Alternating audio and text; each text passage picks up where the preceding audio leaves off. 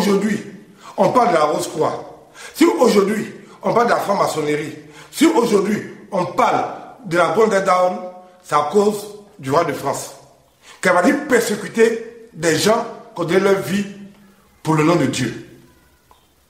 Et comme la colère, l'oppression est mauvaise conseillère, ces bons chrétiens-là sont devenus ceux qu'on connaît aujourd'hui sous le nom de francs-maçons, de rosicruciens et autres. Ils ont laissé leur âme, qui était avant très pure, être corrompue par la haine, la méchanceté et la vengeance.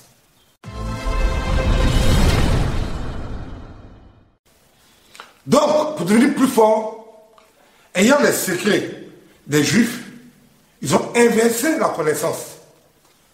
Ils ont dit comment on évoque Dieu. Donc, au lieu de prendre la connaissance qu'ils ont eue pour évoquer Dieu, ils ont préféré prendre cette connaissance-là pour évoquer des esprits impurs. Pour devenir puissants, pour résister à des personnes comme le roi de France. Et c'est comme ça que les loges mystiques ont vu le jour. Parce qu'un seul individu, le roi de France, possédé par les démons, a créé une oppression qui n'avait pas sa place. Voici un peu comment est née les loges mystiques. La franc-maçonnerie, la Rose-Croix et la Golden Dawn. Aujourd'hui, ces loges mystiques-là sont devenues extrêmement puissantes, dirigées par des archidémons et qui ont pour objectif de détruire au maximum et de contrôler la vie de chaque être humain.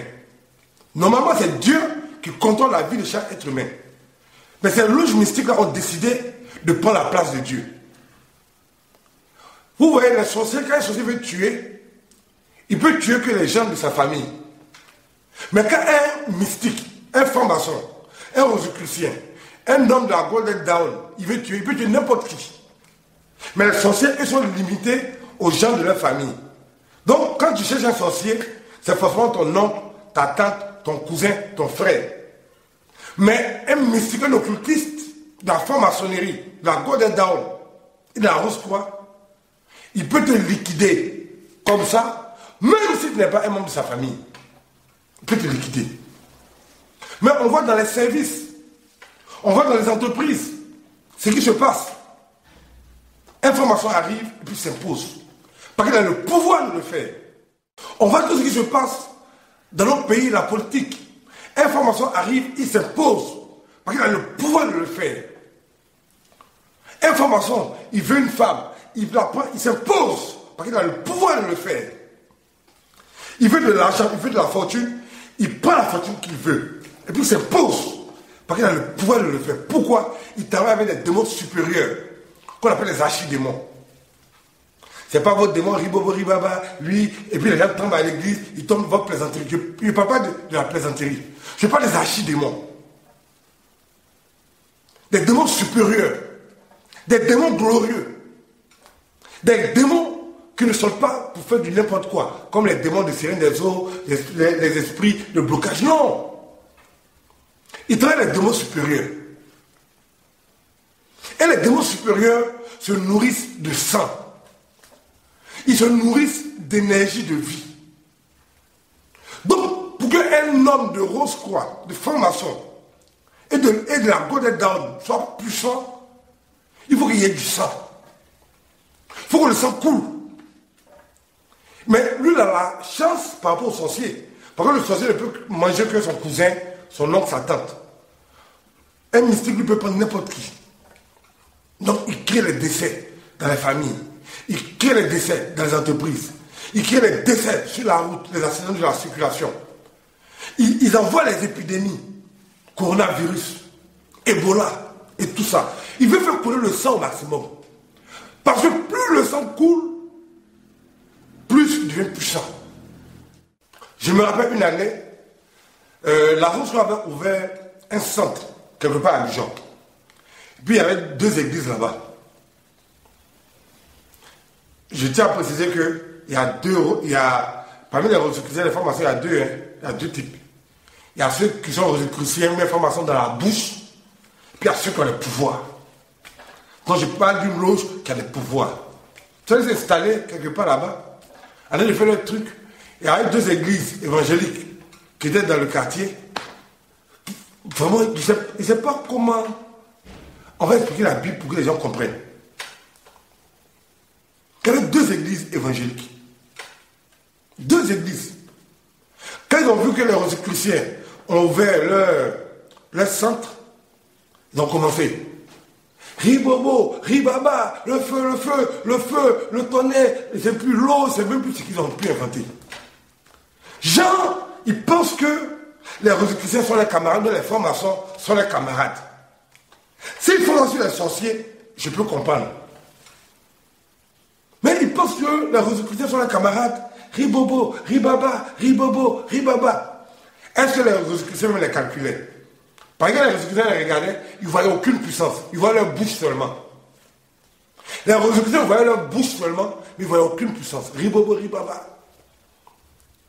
Et comme vous savez, ce qui est mauvais en Afrique, c'est que nos églises évangéliques aiment chercher le nom.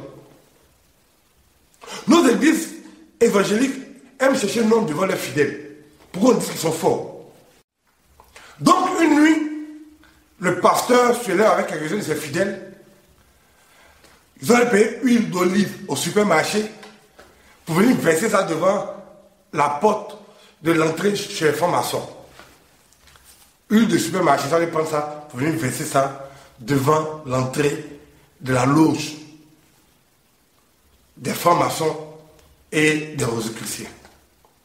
C'est ça qui a énervé les Rosicruciens. Les Rosicruciens, les regardent, ils savent qu'il y a rien derrière ceux-là.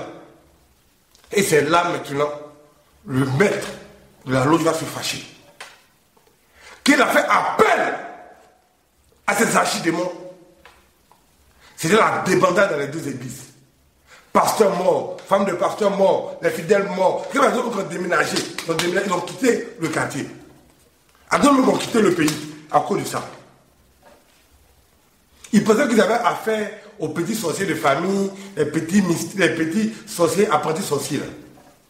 Donc, les loges mystiques sont puissantes. Et il y a des gens qui se lèvent, qui pensent qu'on est dans un film de fiction. Aujourd'hui, les loges mystiques se préparent. On va dans la nouvelle année. Il ne reste que quelques semaines pour aider la nouvelle année. Ils se préparent à faire couler le sang. Ils se préparent à établir leur règne encore. Toi, qui m'écoutes, que fais-tu pour résister aux œuvres des forces mystiques? Que fais-tu pour résister aux archidémons? Que fais-tu pour résister aux envoûtements supérieurs? Que fais-tu? La Bible dit, l'homme prudent voit le mal venir de loin et il se cache. C'est maintenant que tu dois commencer à te préparer.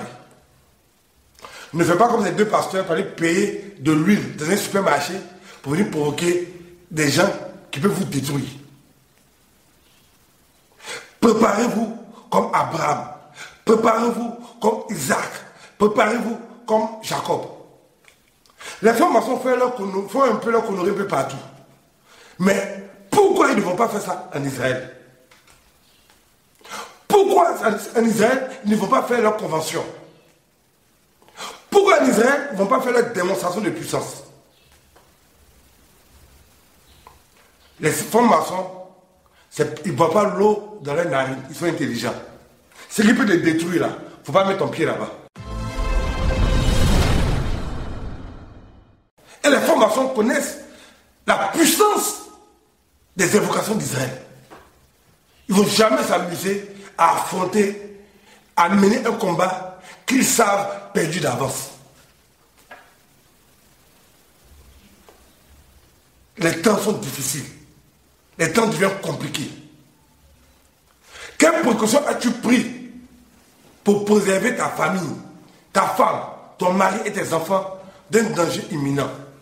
Parce que le sang va couler. Dans les maladies, dans les accidents, dans les coups de maladie, le sang va couler. Quelles sont les précautions que tu prends actuellement? Si tu fais ribobo ribaba, il faut commencer à commander peut-être 1 ou 2 cercueils pour certains membres de ta famille. Si tu fais les prières hasardeuses, il faut commencer à commander des cercueils pour des membres de ta famille. Si tu es parlé de danser à l'église le 31 pour dire que Dieu est avec toi, il faut commencer à préparer un cercueil aussi. Les forces mystiques, ce n'est pas un jeu.